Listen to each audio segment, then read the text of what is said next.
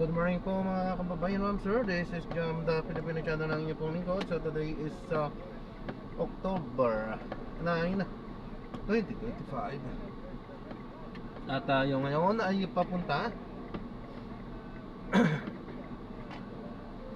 dito yan sa may Wartun Park Street, sa may Lane Torres Street, Barangay 262 Tondo, Manila.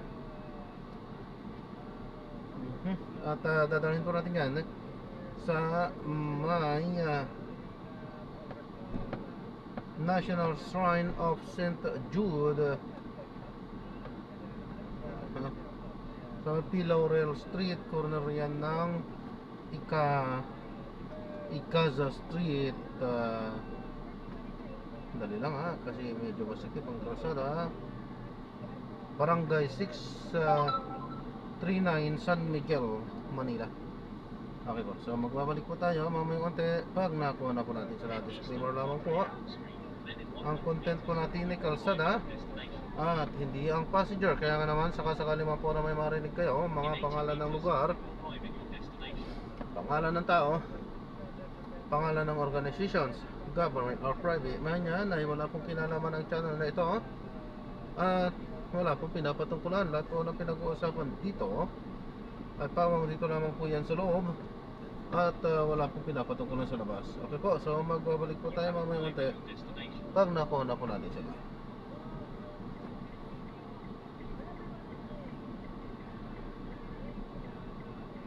Wharton Park Street.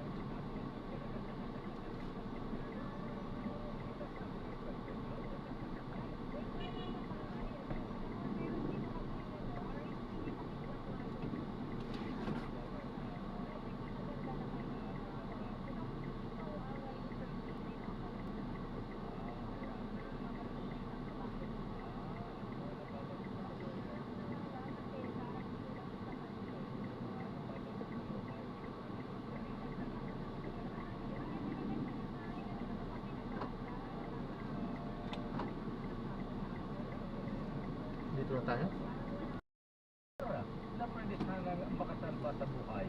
Kaya naman, tuloy-tuloy ang sagip CPR ng Belkin Pharma sa pagpapalaganap ng hands-only CPR training sa maraming lugar sa Pilipinas. Ngayong Biyernes, October 10, natuwang ang PHA Central Luzon. Gaganapin ang hands-only CPR training sa La Consolacion University, Malolo sa Bulacan. Wala alas 8 na umaga hanggang alas 5 ng hapon. Sa mga kababayan natin dyan sa Bulacan, ay mabulakan niyo po, Governor Daniel Fernando, kailangan mo Gob. Libre ang hands-only CPR training na suportahan ang sagip CPR. Ito na ang report mo na kay Engel Parosa. Ang report mula kay Engel, ang Philippine National Police naglatag ng bagong 5-point of focus sa agenda. Ano ito? RH52. NP? Yes, naka. Sa Senate Flood Control? Hindi. Ikaw talaga. Ano yan? Dampot din yan, magpaliwanag sa presinto. Hindi, maitulakan. Ay, babayan. Oo, yung kanilang 5, tinatawag na 5. Ganda pala Ikaw naman bigla naging flood control.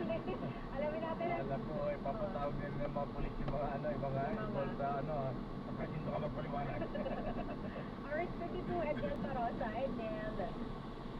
Dahil isang operasyong polisyan, ginawag nitong malinaw na direksyon mula sa kasalukuyang liderato ngayon ni Police Lieutenant General Jose Meneses Nartatis Jr. Sa kanya nila ang bagong 5-point agenda, binigyan din ng acting chief na dapat mas maging mabilis ang pagpapaglakaran ng PNP.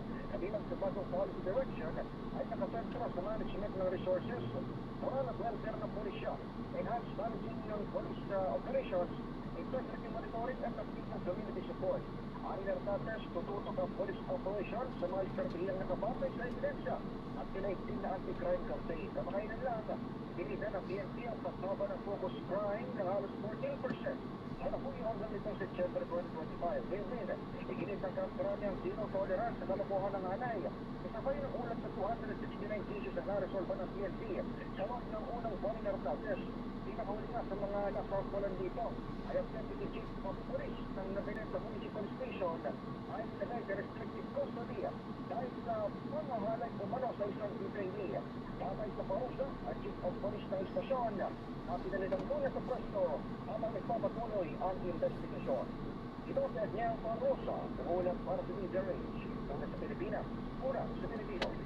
Maraming salamat po El Parosa at sandali lamang manang media at pati ko ito sa mga ninong natin Sister El.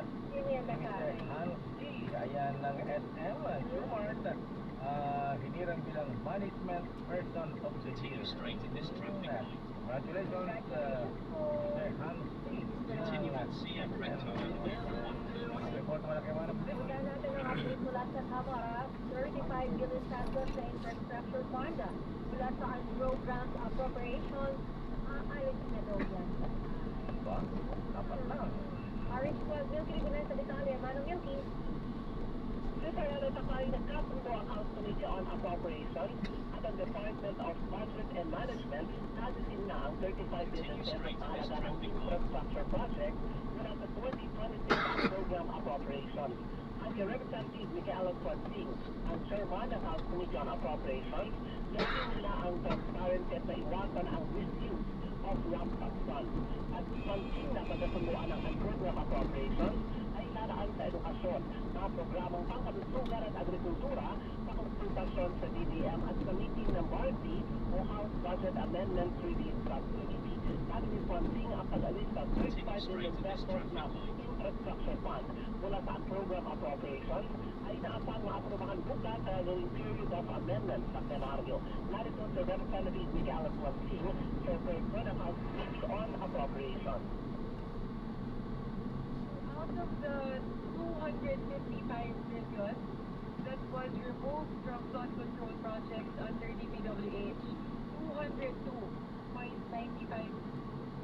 96 billion of that went to education, health, and agriculture.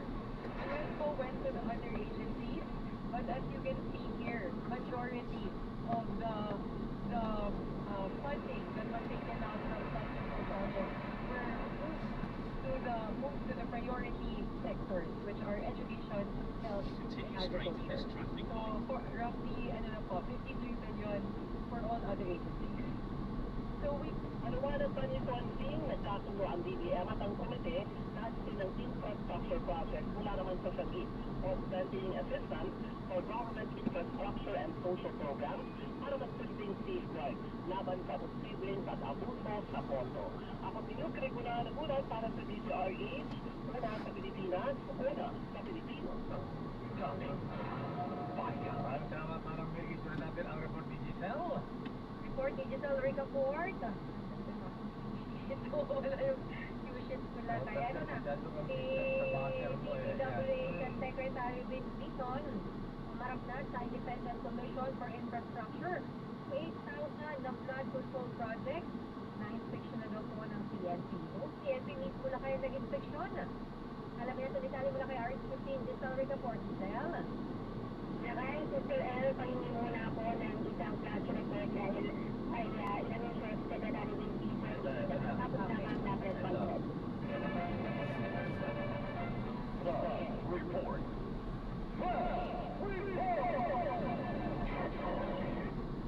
Nakay, 421 sa 8,000 na mga flood control project na in-inspeksyon ng PNP.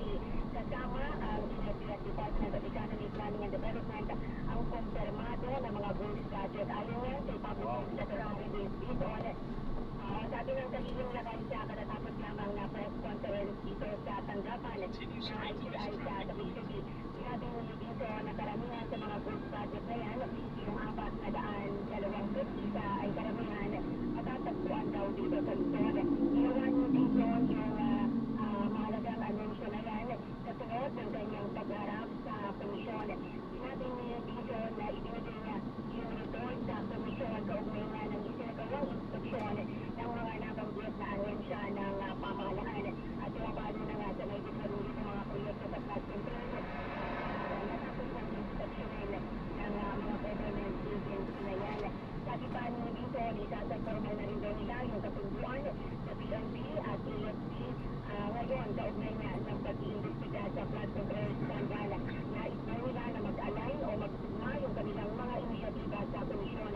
sunod na dumating na desisyon dito sa tanggapan ng ICI sa Taguig City, ang bagong special advisor ng komisyon na si dating PNP Chief Rodolfo Azurin na ayon sa desisyon ay titignan ngayong araw dahil yung panunumpa o yung titignan na dating top-top. Ito si Giselle Capel para sa Leader Issue at ang pinaprinata Pilipino Lakay. Maninong project yung mga ghost project na yan. Inublok yan yung mga itoon dyan. Yung mga gumawa yan. Mga involved sa ghost project na yan. Nakahihingi pa natin yung kabuuang datos mula sa DPWH pero matigila kayo kung saan sa ang mga lugar dito sa Luzon ng karamihan ng mga yan ay hindi pa rin maibigay yung informasyon sa media sa ngayong lakay.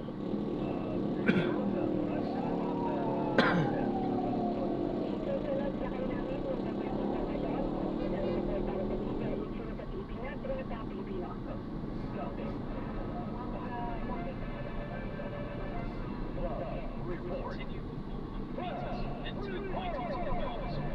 Ang laki nito na kay Ferrari 21 Oo. sa 8,000 na flood control. Kalahati. Ayan, ano? Hindi, 8,000 lang ay. 8,000? Yes, 8,000 yung flood control project na in-inspection pa lang. 491. Lumalabas, 421. Continue straight in this traffic Wow. Dapat makilala kung sino ang may project dyan. At saang lugar lahat. Kaya pwede ba ilamang ibabot yan? Wala kayo makakapagpapit ka ng crime pag gano'n. Hindi ko nangyari aksidente na ulo. Napatid, napatid. Continue straight in the Dating Department of Tourism, Culture and Arts ang Chief ng Maynila, nag-plea ng not guilty o nag-plea ng not guilty sa kasong grab. Sorry, parang ulitin mo, bumasa ko. Walang punto. Alamin natin ang detalye mo na kay RHL 29. Boy Gonzales, boy. In 100 meters, turn right at the traffic light.